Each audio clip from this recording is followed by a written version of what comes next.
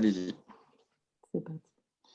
Bonjour à tous, je suis très contente d'être avec vous ce matin. Alors, je vais tout simplement déjà lancer cette petite présentation que je vais vous partager. Donc, autour du guide, donc on a appelé du coin confinement pour une raison que je vais vous expliciter dans 30 secondes, mais c'est un guide on a réuni un peu quelques conseils pour faire rimer confiné et productivité. Moi, je m'appelle donc Constance, je suis responsable du pôle conseil d'une agence de communication qui s'appelle Win-Win, qui est basée à la fois à Paris et à Marseille. Donc moi, physiquement, je suis à Paris. On a nos équipes digitales qui sont à Marseille et c'est comme ça qu'on a été en contact avec Medinsoft. Donc, en très bref, Win-Win, c'est une agence de communication indépendante qui a été créée en 2007. On a une quarantaine de collaborateurs. On travaille sur des projets qui vont de l'événementiel, la communication, le digital pour des clients L'Oréal, BPI France, Mercedes, Alstom, plutôt pour des gros groupes. Et nous avons une mascotte non officielle qui est donc un petit canard jaune. C'est pour ça qu'on a appelé ce guide le guide du coin confinement. Voilà, on voulait faire un petit clin d'œil à cette mascotte et aussi donner un ton positif aux conseils qu'on veut donner.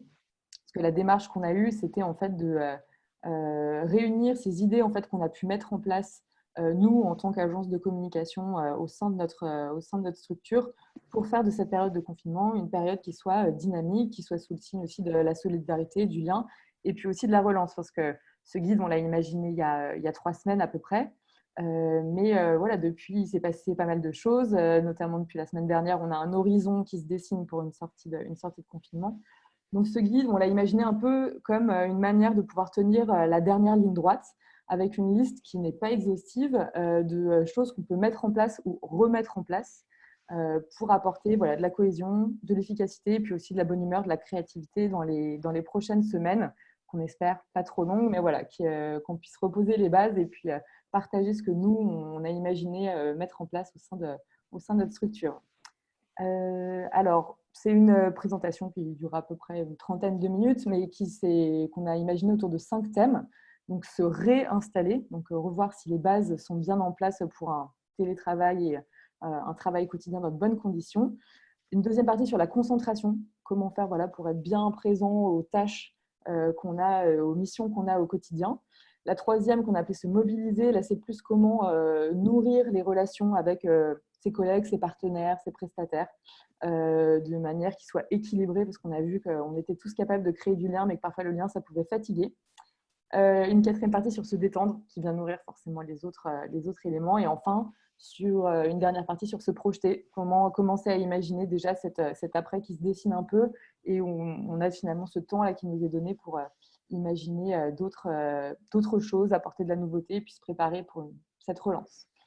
On commence par les basiques. Là, ma question, c'est est-ce que on va vérifier ensemble que les basiques sont bien en place. Donc là, je ne vais pas vous apprendre des choses nouvelles, mais c'est plus un peu une checklist pour voir si toutes les conditions sont réunies, les conditions de base pour un télétravail dans de bonnes conditions.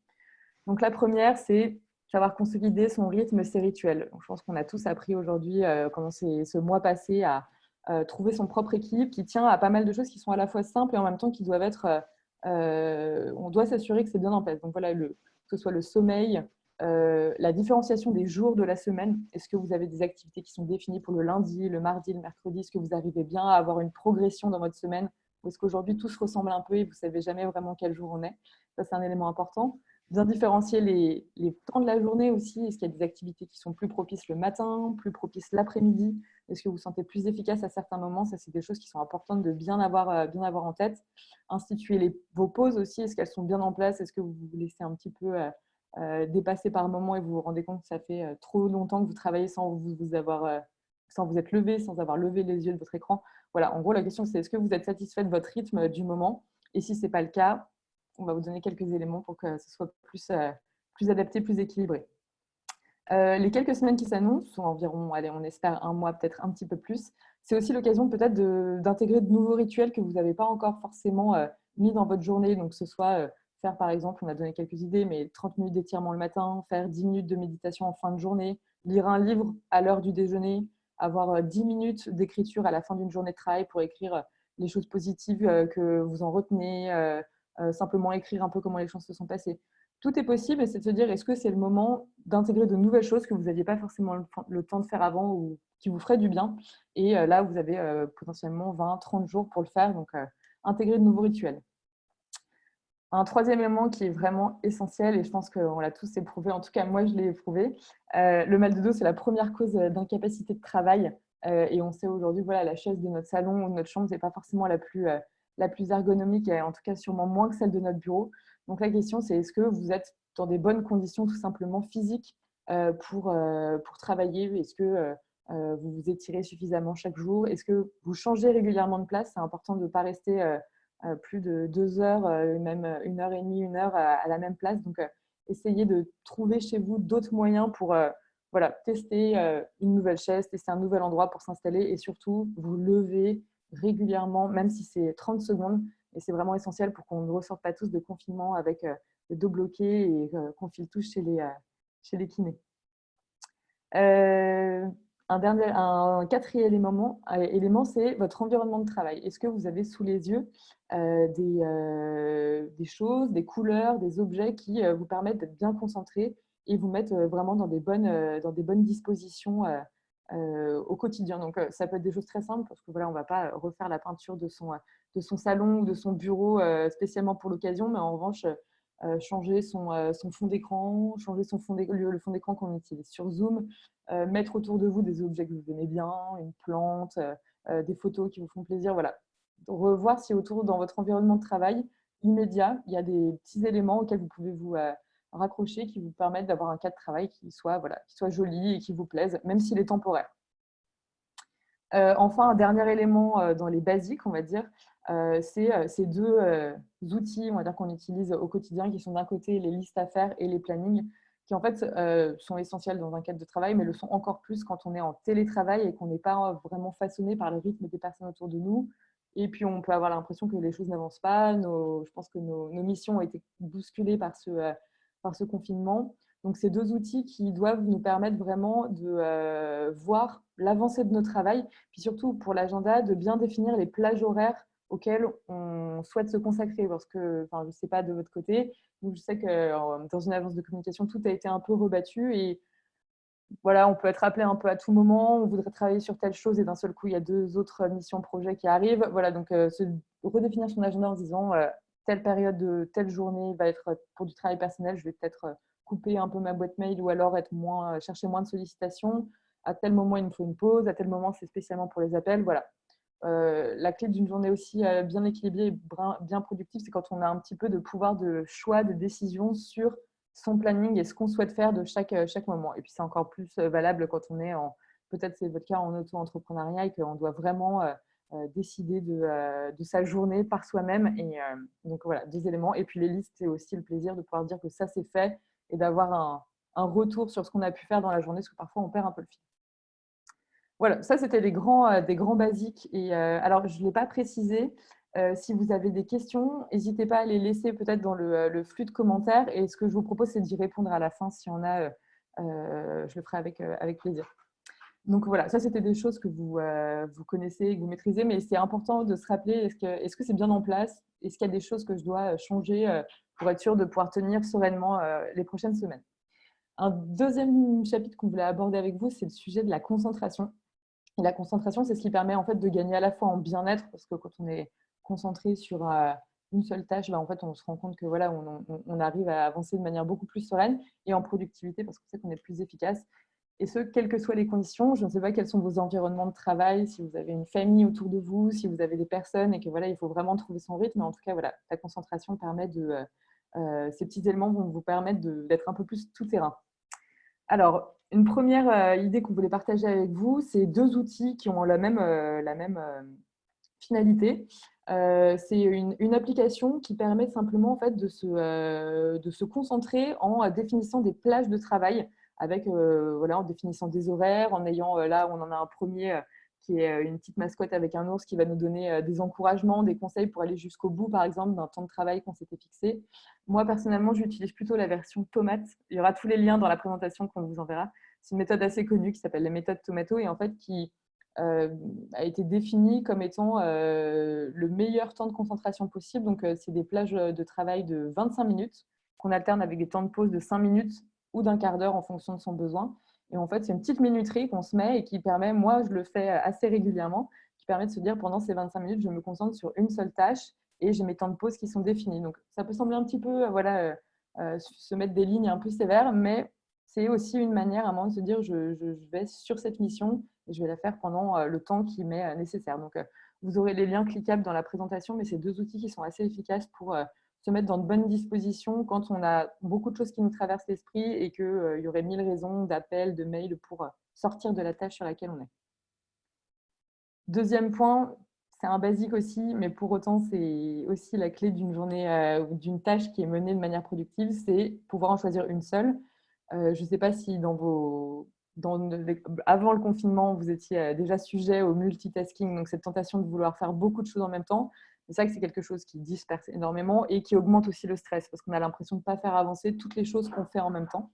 Donc, une idée, il y a ces petits timers qui permettent de définir un temps donné sur une mission. Sinon, il y a d'autres manières qui sont très simples, on va dire assez low-tech pour se concentrer, c'est de pouvoir avoir une feuille à côté de soi sur laquelle on écrit en grand la tâche sur laquelle on est en train de travailler et aussi de la dire à haute voix, de formuler le nom de la tâche sur laquelle vous voulez travailler. Et en fait, ça va vous permettre, en entendant ce que vous venez de dire et en l'ayant sous les yeux quand à un moment vous vous retrouvez à vouloir faire autre chose, d'avoir des petits moyens mémotechniques extrêmement simples pour dire en fait je suis en train d'écrire ce mail, je suis en train de préparer ce document et d'y revenir en disant bon là j'étais en train de me déconcentrer et j'y reviens parce que je l'ai lu ou parce que j'ai le souvenir auditif de l'avoir entendu. C'est des choses très simples mais qui permettent de revenir sur la tâche qu'on a envie de faire avancer. Il y a d'autres manières de se concentrer aussi qui sont plus dans l'environnement sonore dans lequel on travaille. Donc là, pareil, c'est très personnel. Je ne sais pas si vous travaillez dans le silence total. Est-ce que vous avez besoin de musique? Est-ce que vous avez besoin de bruit de fond? On voulait vous présenter une plateforme qui est intéressante qui s'appelle brain.fm qui en fait propose des playlists qui sont conçues par des algorithmes spécialement pour des objectifs qui seraient les vôtres. Donc, il y a des playlists pour être plus productif. On a certaines qui servent aussi plutôt pour se relaxer, pour s'endormir, donc d'autres options. Nous, on avait retenu cette option productivité. Et donc voilà, qui sont là pour vous offrir un environnement sonore qui est propice à la concentration, donc avec quelque chose qui va vous isoler peut-être de ce qui est autour de vous, mais qui ne va pas non plus vous donner des paroles ou des choses qui vont vous distraire. Donc c'est un site intéressant à explorer. Dans une version un peu plus créative et qui nous a pas mal plu, il y a une plateforme, une agence de communication berlinoise qui a créé cette plateforme dont vous voyez la page d'accueil qui en fait reproduit l'ambiance d'un open space. Bon, c'est un petit clin d'œil, mais le site est assez bien fait et comme vous pouvez le voir en bas de mon écran, vous pouvez même choisir le nombre de collègues qui sont autour de vous et activer certains bruits comme le bruit de la photocopieuse, le bruit de la fontaine à eau. La plateforme est assez sympathique et vous pouvez l'essayer pour rigoler, mais en tout cas, oui, voilà, on sent qu'il y a aussi des petits bruits du quotidien qui nous manquent quand on est chez soi et juste un bureau qui est un petit peu actif, un open space, un lieu dans lequel on travaille. Ça peut être aussi une source de voilà, on sent qu'on est dans un lieu où on est là pour travailler et ça peut être un moyen de se concentrer. Quelque chose qui est pareil, un basique, mais qu'il ne faut pas hésiter à utiliser aussi, c'est ce qu'on dit activer le mode mute, ça veut dire être capable de reprendre la main sur le nombre de sollicitations, de notifications, de tout ce qui peut nous déconcentrer pour à un moment se libérer un vrai temps de disponibilité. Donc en fait, là, il y a plusieurs manières de le faire, elles sont plus ou moins radicales. Ça peut être juste déjà de reprendre toutes ces applications et être sûr que voilà, le niveau de notification et le paramétrage est bon pour vous. Est-ce que vous recevez trop d'alertes sur les différentes plateformes que vous utilisez? Est-ce que vous avez l'impression d'être tout le temps coupé? Voilà, ça, c'est des choses qui peuvent se paramétrer facilement, que ce soit sur votre ordinateur ou sur votre téléphone. Et ne pas hésiter à un moment à aller plus loin dans couper certaines notifications. Ça peut être aussi un moment couper sa boîte mail pendant le temps qui vous semble, sans vous mettre en danger ou en difficulté, mais qui vous semble bon pour avancer sur une tâche, même carrément passer en mode avion un moment si c'est nécessaire. Voilà. Mais pas hésiter à avoir ces moments un peu courts pour couper. Une autre idée, pareil, là on est plutôt dans le low-tech que dans le technologique, c'est aussi pouvoir repasser au papier à un moment où vous sentez que vous avez besoin de cette concentration. Donc là, ça va être de couper son écran, ses écrans, pour un moment un peu seul à seul avec un carnet, avec une feuille. Donc dans ces cas-là, peut-être qu'il faut changer d'endroit, aller s'installer dans un autre lieu, un lieu lumineux, un lieu confortable, et là, définir le temps qui est bon pour vous, 15, 20 minutes, ça dépendra, même parfois ça peut être 5 minutes, mais avoir seulement ce papier, ce stylo pour une tâche précise. Donc une liste qu'il faut que vous dressiez, que vous oubliez aucun élément pour définir un nouveau projet. Des inspirations parce qu'à un moment, vous avez besoin de réfléchir et devant votre ordi, vous avez besoin d'un peu de créativité devant votre ordinateur, ça va être compliqué. Définir certaines priorités, voilà, pas hésiter un moment à reprendre simplement le papier et le crayon qui sont des bons moyens de se concentrer. Voilà pour les idées autour de la concentration, qui sont toutes assez simples, mais que parfois, dans le flux d'une journée, on oublie de reprendre et en fait, qui nous font du bien parce que on sent que ce qui nous fatigue aussi, c'est le fait d'être très dispersé, d'être très sollicité.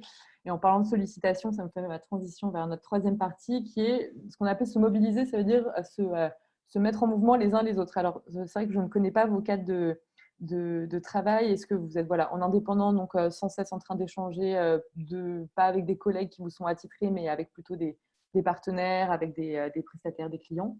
Peut-être que vous avez des équipes que vous managez, peut-être que vous êtes managé par quelqu'un. Voilà. Donc, on a tous des tissus de liens.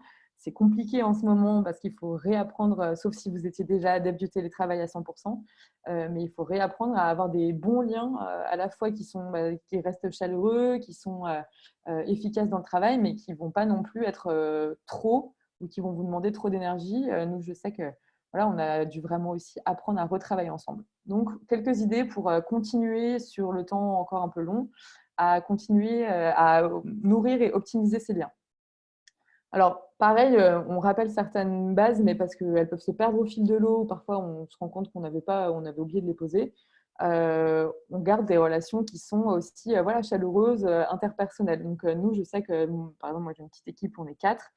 Tous les matins, on se dit bonjour. Tous les soirs, on se dit au revoir, même si on a chacun travaillé de notre côté.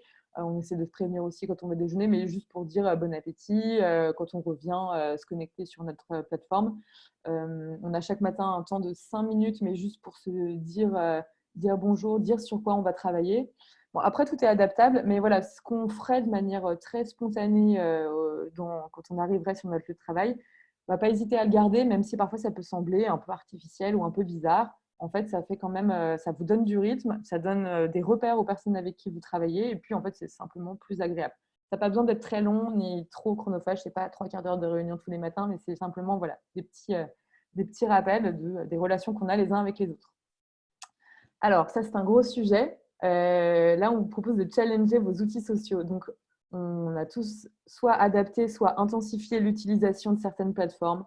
Donc, je ne sais pas lesquelles vous utilisez. Nous, par exemple, de notre côté, on utilise Teams pour communiquer au quotidien. On utilise Zoom pour s'appeler.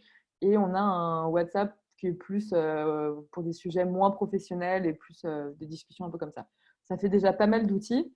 Là, mon point, c'est de se dire, est-ce que tous les outils que vous avez, est-ce qu'ils vous satisfont? Est-ce que ils sont bien utilisés? Est-ce qu'ils sont trop utilisés? Est-ce qu'il faut peut-être en trouver un autre pour remplacer un qui en fait rend tout le monde dingue parce que ça ne fonctionne pas, on ne sait pas comment s'en servir, certains l'utilisent mal. Voilà.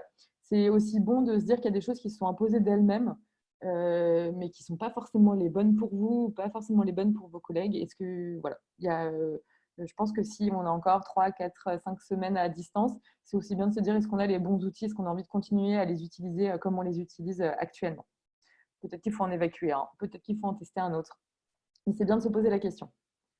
Pour ceux qui seraient les outils que vous allez conserver, qui vous servent vraiment au quotidien, je voulais faire un petit focus forcément, et puis bon, là on est dans le cadre, sur les outils de visio. Parce que moi, j'ai l'impression, en tout cas, et nous on l'a partagé, qu'une des leçons principales, et c'était un peu la même quand on était en physique, trop de réunions tue les réunions, et trop de visio tue la visio.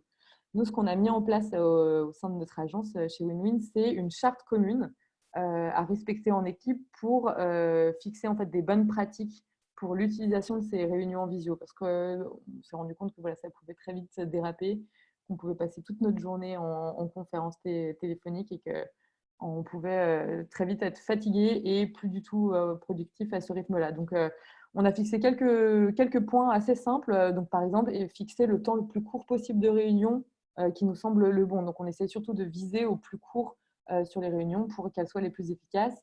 Un temps qu'on va fixer à l'avance. Bien sûr, être encore plus vigilant sur les ordres du jour, pouvoir les envoyer en amont, envoyer tous les documents pour que le temps soit vraiment dédié à l'échange plutôt qu'à la découverte des projets.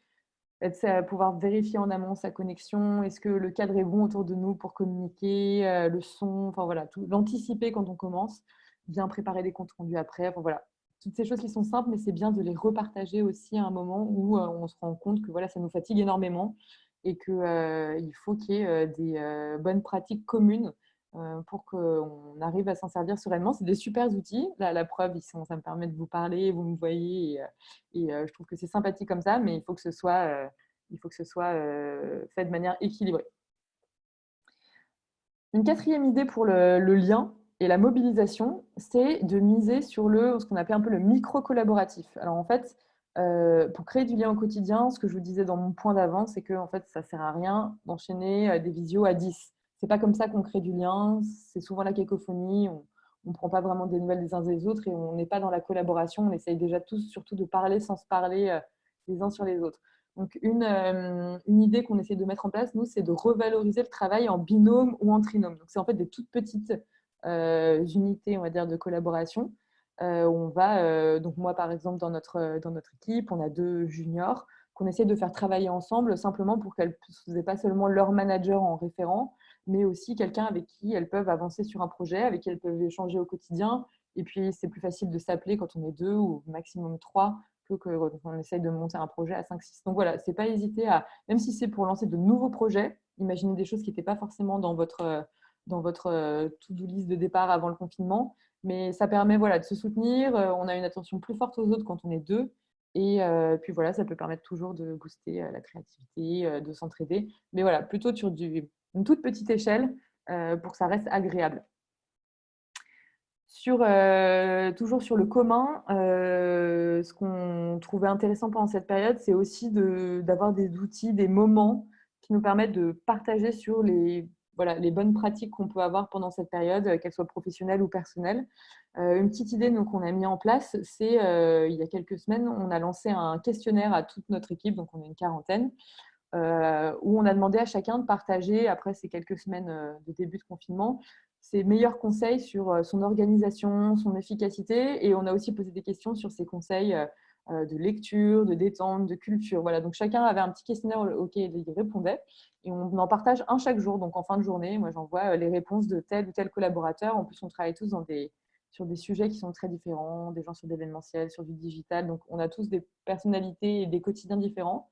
Mais en fait, voilà, savoir comment chacun travaille au quotidien, quels sont un peu ses bons conseils, qu'est-ce qu'il aime bien faire à côté pour se détendre, bah, ça, à la fois ça nous rapproche et puis ça nous donne aussi des idées les uns les autres. Donc ça, c'est une manière sympa qui peut être mise en place extrêmement facilement. Là, c'est simplement un mail que j'ai envoyé à répondre. On peut le faire aussi sur des plateformes, on vous a mis le lien, la type Typeform.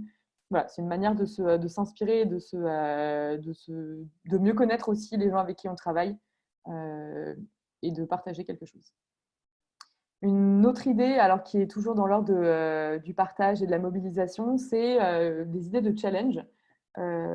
L'idée, ce qu'on avait, c'était de se dire, est-ce que chaque semaine, on peut se proposer un petit défi? Alors, il peut être de tous les niveaux. Dans certaines entreprises, certaines structures, ça peut être un défi plutôt professionnel, commercial, il y a pas mal de manières de le voir. Mais ça peut aussi être un défi beaucoup plus ludique autour de la photo, de la cuisine, du sport, autour d'un quiz. Mais c'est lancer la semaine avec ce petit côté émulation collective. Et pourquoi pas, si on veut aller le pousser plus loin, faire des équipes, faire gagner des points, organiser quelque chose en sortie de confinement. Il y a plein de manières de l'imaginer, mais c'est simplement donner à chaque semaine un point de départ qui soit un peu différent et mettre un peu tout le monde dans le bain avec des choses qui soient dynamiques et qui créent un peu d'émulation.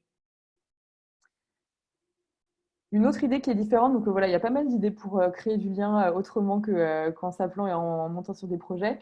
Une idée qu'on trouve intéressante et on trouve que le moment s'y prête vraiment bien, c'est sur l'échange de compétences et l'échange de talents. Donc c'est vrai que dans des équipes, et quand je dis équipe, voilà, c'est votre écosystème aussi. Si vous n'êtes pas forcément dans une structure où vous avez des collègues attitrés, mais si vous êtes plutôt dans des relations de free, vous avez comme autour de vous des gens qui ont des super talents, des super compétences. Vous aussi, vous en avez. Et c'est vrai que c'est aussi le moment de pouvoir s'enrichir les uns les autres de ce qu'on sait faire.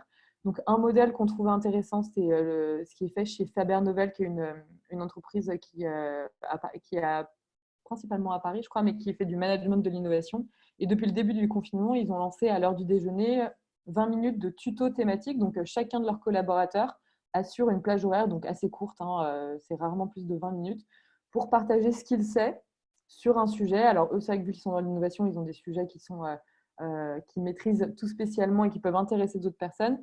Mais voilà, ça a été un moyen pour à la fois mobiliser leurs équipes et en même temps de pouvoir partager assez largement. C'est comme maintenant, c'est quelque chose d'assez ouvert sur des formats très courts. Mais voilà, c'est refaire le point sur qu'est-ce que je sais faire, est-ce que je peux le partager avec d'autres et trouver le bon format pour le faire. Donc, c'était intéressant. Après, voilà, il y a quelque chose de tout simple et c'est plus une question. Est-ce que vous avez trouvé les manières? Est-ce que vous avez le temps aussi? Parce que ce n'est pas forcément le cas de prendre des nouvelles des gens qui sont autour de vous professionnellement, sachant qu'il y a plein de manières de le faire, hein. Ça peut être une liste de personnes à appeler, ça peut être un petit mail personnalisé. Pour vos équipes, nous, par exemple, on a eu des chocolats pour Pâques. Bah, c'est vrai qu'on a été hyper touchés de cette attention. Envoyer des petites cartes, revenir à la carte postale simplement pour avoir une attention pour quelqu'un. Ça marche dans la vie personnelle, hein, bien sûr, là je parle plus de la vie professionnelle, mais ça peut être prendre le temps à un moment de se dire est-ce que j'ai pris des nouvelles personnelles des gens dans cette période et est-ce que je trouve et de trouver la manière qui est la vôtre, qui vous ressemble de le faire. C'est vraiment une manière simple de garder du lien et en même temps qui est très appréciée.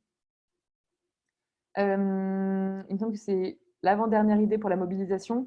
Là, ça va plutôt fonctionner dans des structures de taille moyenne, mais en fait, on se rend compte qu'aussi dans des écosystèmes professionnels, quels qu'ils soient, et notamment quand on a, même si par exemple, on partageait juste un lieu de travail, bah, c'est vrai que c'est une période où l'engagement solidaire est à la fois nécessaire.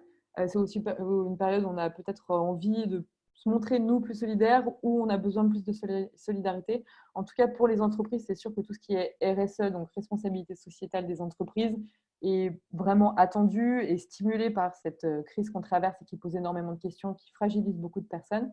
Donc, créer du lien, c'est peut-être aussi se lancer dans un projet collectif d'entraide.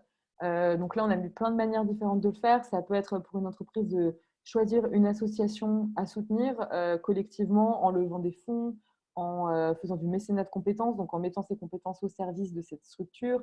Ça peut être de parrainer un EHPAD en écrivant des courriers. Ça peut être de se dire que collectivement, enfin, chacun de son côté, mais on va tous aller donner son sang telle semaine. Il y a plein de manières de le faire, mais en tout cas, faire aussi de manière commune une action pour contribuer et aussi se dire bah, sur quel secteur, sur quel sujet on peut s'engager en tant qu'entreprise ou je peux m'engager en tant qu'indépendant en mobilisant d'autres personnes. C'est que c'est une période qui s'y prête et qui peut aussi nous permettre voilà, de nous projeter dans d'autres manières d'être ensemble.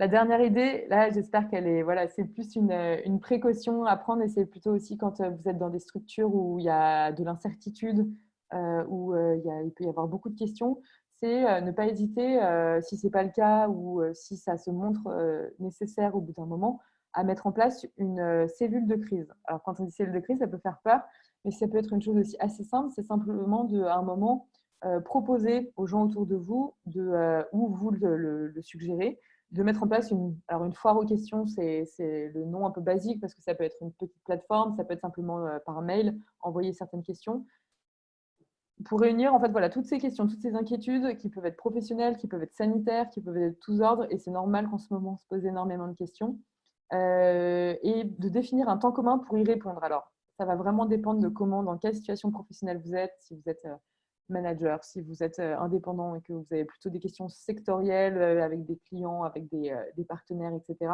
Mais en tout cas, c'est sûr que c'est un moment où on a une incertitude, on ne peut pas répondre à toutes les questions, mais si on peut répondre au moins à certaines, c'est apprécié, c'est appréciable. Donc, trouver le bon format pour un moment, juste verbaliser ces choses et essayer de trouver des réponses quand c'est possible. Et en tout cas, dans une structure où vous avez des personnes qui parfois, nous je sais, par exemple, on a des réunions collectives, donc un format Zoom comme ça une fois par semaine. Mais c'est peut-être pas toujours le bon moment pour poser la question qui fait peur parce qu'on n'a pas forcément envie de prendre la parole devant tout le monde ou on sent que ça va être long. Donc, avoir des temps dédiés pour ça, c'est une bonne chose. Voilà, pour cette partie, se mobiliser, donc des idées qui sont sur différents plans. Après, l'idée, c'est de trouver celle qui vous paraît la plus juste. Mais vu que c'est une période où on peut aussi lancer des nouvelles choses, c'est intéressant de pouvoir tester aussi en piochant dans certains de ces outils. L'avant-dernière partie, c'est sur la détente qui nécessairement vient nourrir aussi notre productivité et notre bien-être au travail. Donc, je ne vais pas vous faire la liste de tout ce qui est bien pour se détendre parce que sinon, ça serait très long et je pense que chacun a déjà aussi trouvé les choses qui lui faisaient du bien. Mais c'était quand même quelques rappels sur qu'il ne faut pas hésiter à remettre en place, à explorer dans le but de se sentir mieux dans son travail. La première idée qu'on voulait présenter, parce que c'est pas forcément. En fait, des personnes en sont très adeptes et d'autres ont beaucoup de freins par rapport à ça. Mais on trouvait intéressant en fait, de se dire ça peut être une période où, vu qu'on est très sollicité, on est un peu enfermé, de trouver des temps dans la journée. Alors, quand on dit méditation, ça n'a rien de spirituel. C'est plutôt une disposition où à un moment, on s'arrête de trop réfléchir et on laisse les choses juste reposer et on va simplement prendre un temps pour bien respirer et ne rien faire. Donc là, on voulait simplement vous conseiller par exemple l'application Calm qui permet de se définir des temps comme ça, simplement de repos et de reprise, simplement pour reprendre pied, qui sont un bon moyen pour se détendre. Ça peut être très court, parce que ça peut être 5 minutes, ça peut être 10 minutes, mais au milieu d'une journée ou après une réunion qui était un peu fatigante, parfois, on peut avoir tendance, je sais pas, je dis ça parce que moi, ça peut m'arriver à me prendre mon téléphone et aller prendre des nouvelles des uns des autres. En fait, c'est peut-être un moment où on aurait juste besoin de couper et pour pouvoir mieux se reprojeter dans ce qu'on veut faire ensuite. Voilà, donc ça, c'est une première proposition qui nous semble intéressante. Euh, la deuxième, c'est un peu l'autre pôle, c'est celui où on a besoin de se défouler. Il y a plein de manières de le faire. Là, on voulait simplement vous présenter l'initiative d'une salle de sport qui s'appelle Rythme, en fait, qui propose des défis sportifs quotidiens qui sont différents chaque jour. Ce qu'on trouvait intéressant, c'était qu'il y a une offre de sport en ligne très impressionnante, mais on aimait bien l'idée de se dire qu'il y ait des formats courts qui soient aussi de l'ordre du challenge et qui soient de l'ordre de la surprise. On ne sait pas vraiment chaque jour ce qui va nous être proposé, mais on a ces 10 petites minutes de défi quotidien qui peut devenir un petit rituel et où il y a le côté peut-être moins lassant de trouver un cours par soi-même, etc. Il peut y avoir une émulation collective et puis c'est quelque chose que vous pouvez proposer à des collègues ou à des proches qui auraient envie de se mettre aussi dans un peu cette dynamique. Une troisième idée pour se détendre, c'est aussi, alors il y a plein de choses qui se font, d'apéro Skype, etc. Je ne reviens pas sur le sujet. Donc là, on voulait plutôt faire un focus sur la pause déjeuner, peut être à la fois un temps de coupure à proprement parler, où il est bon de fermer son ordi. Ça peut être aussi le moment où des personnes avec qui vous n'avez pas vraiment le temps d'échanger de manière informelle, vous pouvez vous retrouver pour ça. Et ce qui peut être sympa, c'est au-delà du fait de chacun ramène son déjeuner, ça peut être l'occasion peut-être qu'un collègue partage une recette de cuisine et que vous puissiez la faire ensemble ou que chacun puisse partager autour de ça. En tout cas, de faire du déjeuner qui est normalement un temps de grande convivialité, notamment entre équipes, pouvoir lui redonner une petite place avec modération parce que voilà, le but n'est pas de déjeuner devant son ordi tous les jours, bien sûr, mais de pouvoir réimaginer ces formats de déjeuner avec les gens avec qui on a l'habitude de prendre nos pauses en général pour que ce soit un moment de détente. Là, on avait quelques idées. Alors pareil, ça dépend. Alors j'imagine que vous êtes tous plutôt dans la région de Marseille, je crois en tout cas. Donc peut-être que vous avez plus de facilité en ce moment à vous aérer, etc. Si ce n'est pas le cas, c'est vrai que c'est un guide qu'on a imaginé aussi d'un point de vue d'urbain. Donc on avait sélectionné ces quelques podcasts qui en fait sont vraiment tournés sur la nature et l'évasion. Et en fait, c'est donc des podcasts qui peuvent durer entre 10 minutes, 30 minutes, 1 heure et qui ont tous été enregistrés dans des différentes régions de France ou du monde et qui ont simplement pour but de faire voyager.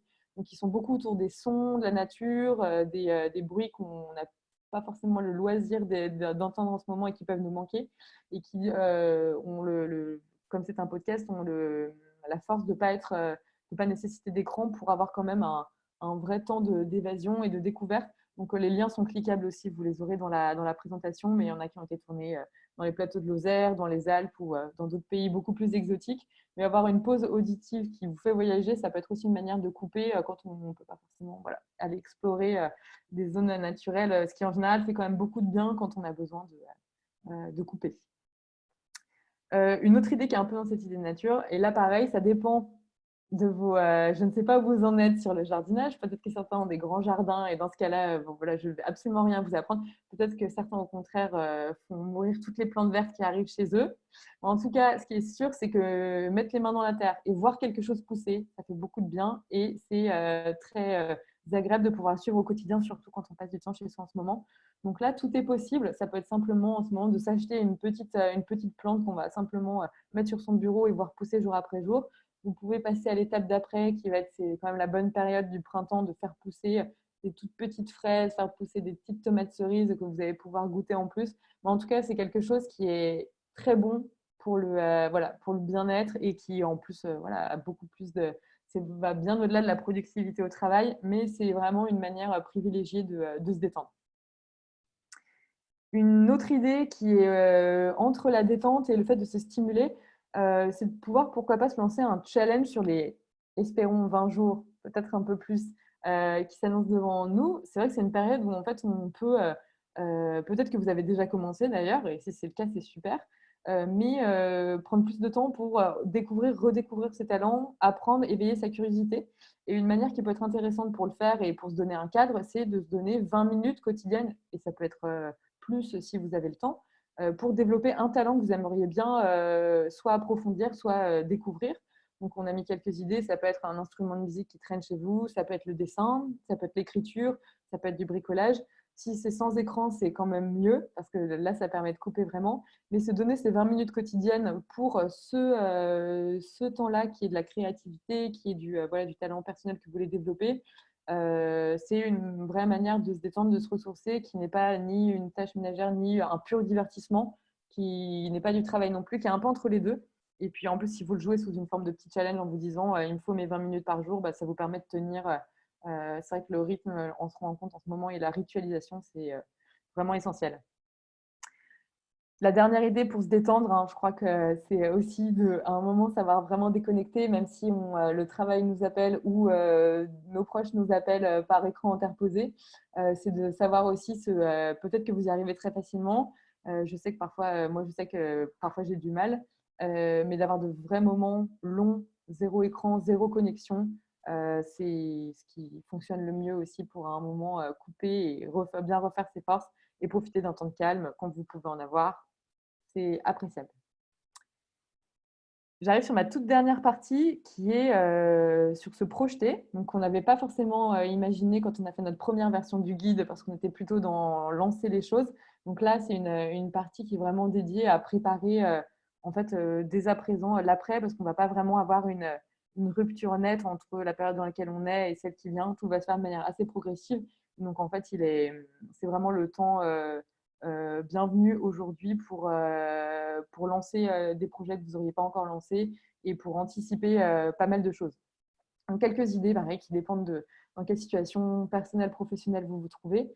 Une première idée, ça va être de pouvoir mettre en commun avec vos collaborateurs, votre écosystème, vos clients, vos partenaires, un peu faire un retour d'expérience sur cette situation.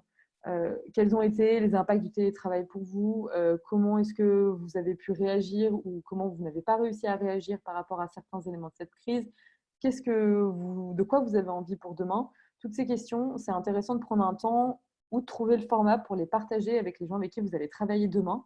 Pour commencer déjà, pour libérer la parole pour certains, parce que vous n'avez pas forcément eu les temps pour faire un peu comme on dit, de feedback, pour regarder en arrière et voir comment les choses se sont passées. Et à partir de ces éléments, pouvoir construire de nouvelles idées, pouvoir anticiper certaines choses, mais avoir vraiment ce temps de retour.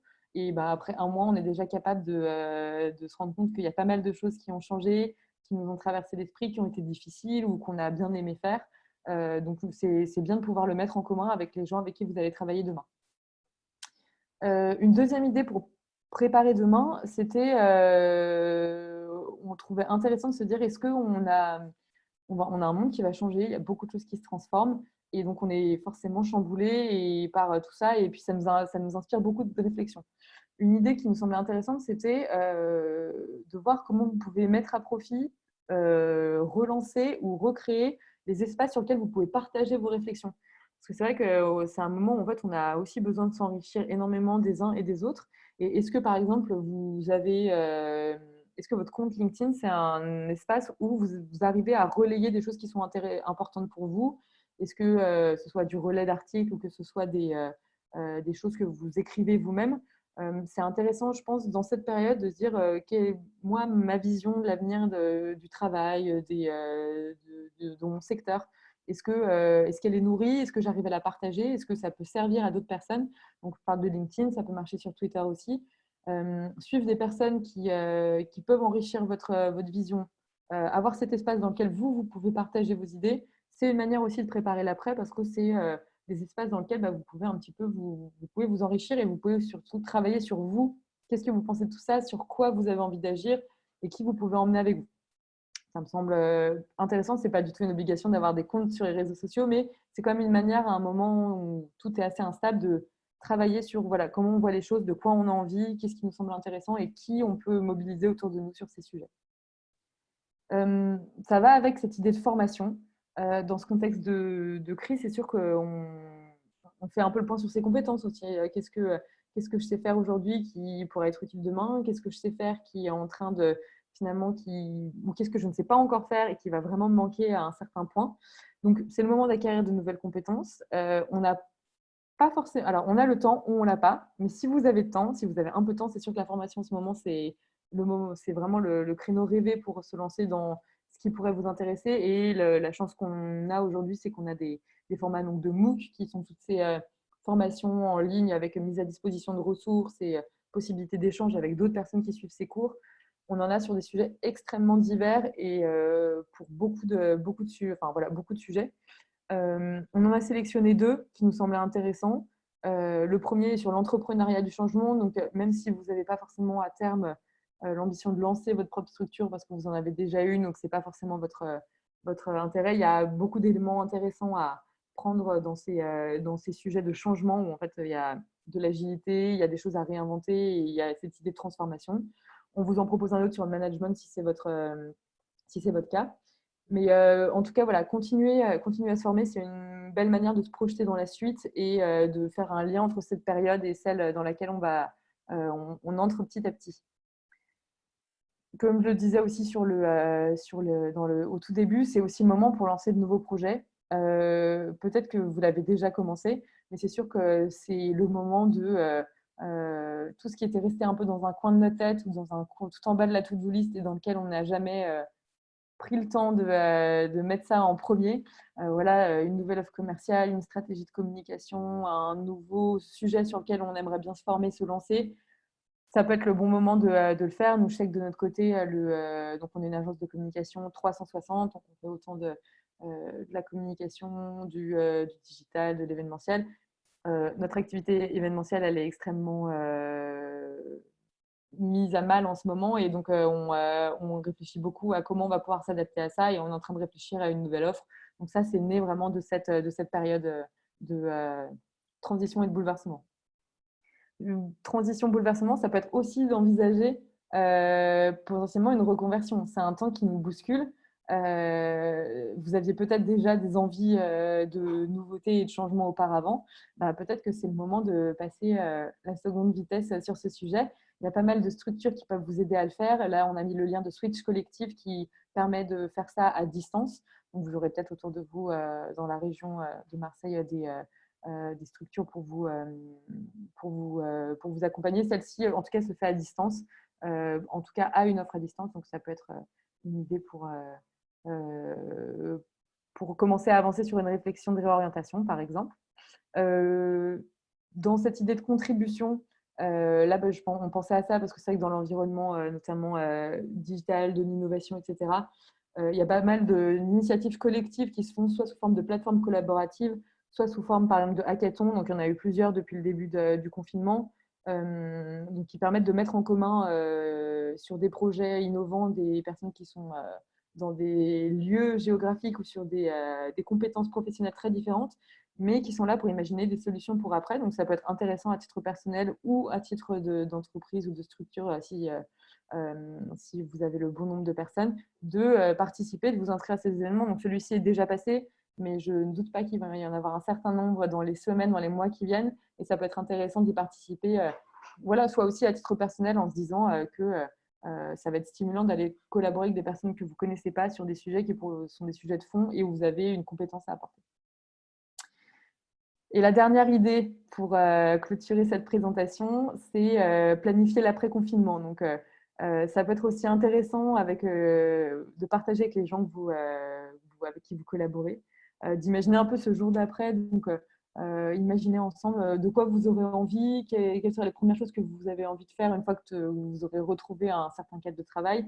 Ça permet aussi de se projeter dans quelque chose de positif, à un moment où tout n'est pas forcément simple, on peut avoir pas mal d'inquiétudes pour son activité, etc. Voilà, être prêt pour ce déconfinement, c'est aussi se donner des horizons positifs ensemble avec les gens avec qui vous travaillez et partager un peu sur ce serait quoi les choses que vous aurez vraiment envie de mettre en place et d'en faire une liste, pourquoi pas de les planifier et puis de pouvoir voilà, petit à petit, quand ce sera le bon moment, les mettre en place. Et voilà, c'est le bon moment pour faire des projets et autant que ce soit des projets positifs qui mobilisent autour de vous et qui vous donne envie d'avancer le plus sereinement possible dans ces dernières semaines. Voilà, donc la dernière slide, c'est un petit résumé de ce que j'ai dit, qui sont voilà, des choses qui sont assez simples, mais c'est toujours bon de se le rappeler. Donc, on a parlé du sujet du rythme, du cadre, des rituels, voir si ceux que vous avez qui sont en place sont les bons, sinon en imaginer de nouveaux. Toutes ces idées pour recréer des micro-liens au quotidien et des liens qui soient équilibrés, qui à la fois ne vous mangent pas, mais qui vous stimulent. L'équilibre de vie au global, parce qu'on a vu que tout était connecté entre le travail, la détente, la préparation de l'après. Tout est vraiment on sent vraiment cet équilibre, je trouve, en ce moment, qui a besoin d'être bien ajusté. On a un temps qui est propice pour la création, pour l'inspiration, pour la nouveauté, pour la formation. Donc, ça dépend aussi de votre charge de travail actuelle, mais c'est sûr que c'est un temps qui est propice pour de nouvelles envies et pour des choses qui pourraient vous servir pour après. Le sujet de la solidarité, l'attention particulière à chacun et pourquoi pas des projets solidaires plus larges sont vraiment… Voilà, on est dans une période où on a vraiment besoin de solidarité. Donc, on disait que c'était important si ce confinement, même si on est séparés les uns des autres, il puisse aussi donner lieu à plus de liens et plus d'entraide. Et puis, le point dont je parlais à l'instant, voilà, pouvoir se projeter dans l'avenir, que ce soit sur vos projets, vos envies, pour pouvoir redécoller cet été, on l'espère. C'est une belle manière d'envisager les semaines qui viennent et de rester mobilisé, malgré, j'imagine, toutes les difficultés qui peuvent être les vôtres. C'est une boîte à outils dans laquelle vous pouvez piocher pour avancer le plus sereinement possible et puis de la manière la plus productive possible. Voilà, et donc je vous remercie et une invitation à rester encore un peu chez nous. On espère pas trop longtemps. Et si vous voulez en savoir plus sur notre agence, il y aura je mettrai dans la présentation, il y aura le lien vers voilà, nos études de cas, vers nos réseaux sociaux, si vous voulez en savoir un petit peu plus sur ce qu'on fait, sachant voilà, on est à Marseille et à Paris. Alors, si je ne me trompe pas, je pense qu'il y avait quelques questions. Alors, je ferme mon partage et je vais simplement remonter. Donc, il y avait quelques informations effectivement sur ce que nous, WinWin, on a fait à Marseille. Donc, effectivement, on a organisé les grands openings auxquels du coup, vous avez peut-être participé dans différents lieux. À avoir un Il exemple y de avait une questionnaire. question sur les questionnaires. Oui, je Ouais, viens de tu avais un exemple. l'avoir. Oui, je pourrais vous l'envoyer. Là, de tête, simplement pour vous le dire, et je pourrais vous envoyer celui qu'on a fait. Il y avait une question sur quel est le nouveau rituel que tu as mis en place en réponse au confinement. Quel est le nouvel outil, les plateformes que tu utilises, applications que tu utilises que tu n'utilisais pas avant pour à la fois le travail ou la vie personnelle. On a aussi après posé des questions sur quels sont les médias qui t'inspirent. Donc, tu consultes régulièrement donc ça peut être une chaîne YouTube, des podcasts, voilà, de quoi tu te nourris. Et après, on avait 3 questions qui étaient un peu plus sur la musique, un film à voir. Et je crois qu'on demandait à la fin quel est le menu pour ce soir pour avoir des idées de recettes. Donc voilà, on avait un équilibre entre des choses plus professionnelles et des choses plus personnelles enfin, voilà, qui sont tout aussi précieuses et qui permettent aussi de mieux connaître en fait, ses collègues. Et c'est assez sympa dans ce cadre-là. Merci. Est-ce que ah oui, un livre blanc. Un livre blanc, en fait, en fait, c'est produire du contenu d'analyse sur un sujet précis. Donc, en général, c'est par exemple, nous, on réfléchit à écrire un livre blanc sur les événements digitalisés pour en fait présenter ce que c'est de manière large. C'est un livre blanc, c'est quelque chose qui est gratuit, qui est enfin, en général, c'est gratuit, qui est mis à disposition voilà, de l'écosystème dans lequel on est. Et le but aussi d'un livre blanc, en général, c'est quand même valoriser une offre commerciale derrière, parce qu'en général, si on prend le sujet si on prend la parole sur un sujet, ça veut dire que derrière, on a une expertise, qu'on a des choses à proposer, des solutions. Donc, en général, c'est on va dire, la partie théorique de ce qu'on est capable de proposer de manière commerciale, opérationnelle.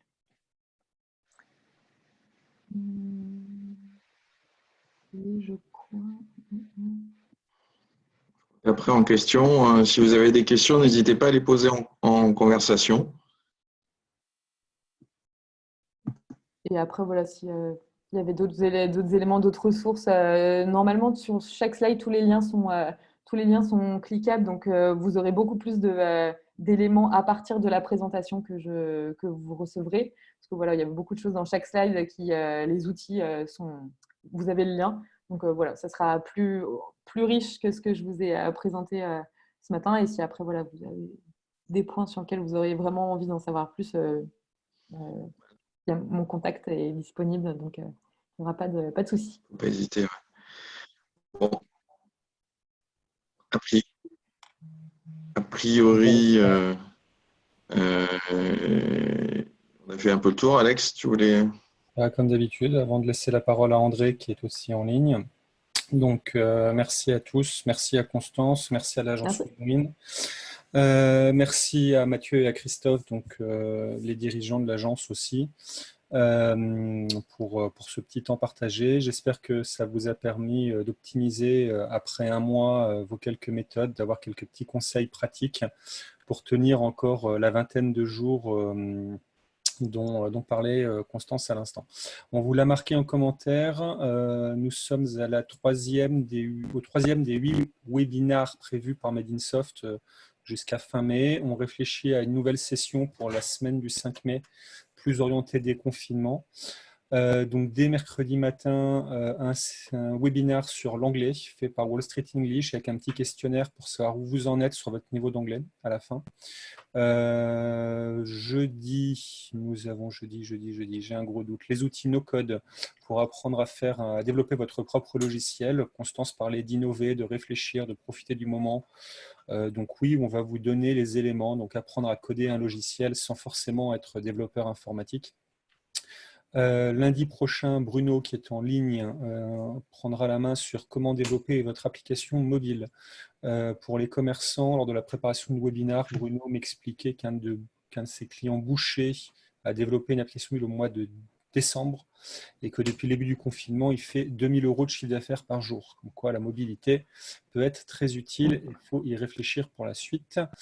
Et la semaine prochaine, nous conclurons par un webinaire sur les nouveaux outils de la relation client et un dernier dont j'ai encore oublié le nom, vous m'excuserez, le lundi matin, c'est un peu compliqué.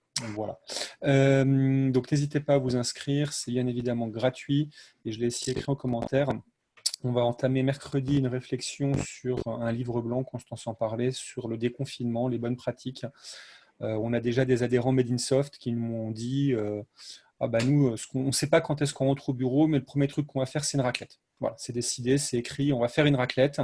Donc voilà, donc toutes ces bonnes idées, on va essayer de les globaliser, de les discuter, de les travailler avec vous, avec des coachs, avec des gens qui souhaitent. Il va y avoir aussi des éléments, à l'instant pendant le webinaire, je recevais un email me disant qu'il fallait mettre à jour sa déclaration unique d'évaluation des risques pour les entrepreneurs, donc il y a pas mal de choses juridiques à mettre en place. Donc voilà, donc on va essayer de traiter ces éléments dans le livre blanc qu'on va mettre à disposition début mai de tout le monde pour répondre à la question de Sophie. Voilà, et je laisse la main à André pour conclure ce webinaire. Merci Alexandre, merci Constance de ton énergie. Et j'ai bien aimé le rappel très pragmatique des bonnes pratiques sur de nombreuses thématiques.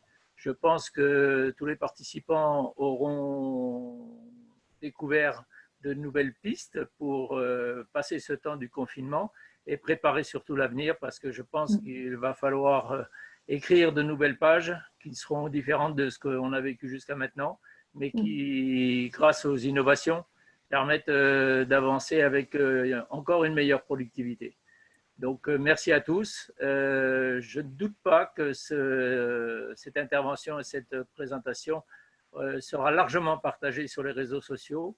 Et je vous souhaite à tous un très bon confinement et de le vivre le plus simplement possible, mais avec beaucoup de positivisme. La vidéo va être mise en ligne sur les réseaux sociaux de Made in Soft très très rapidement et sur le site web de Made in Soft d'ici quelques heures, avec le support bien évidemment. Merci à tous. Merci à tous. Bonne semaine. Bonne semaine et bonne journée. Au revoir. Au revoir.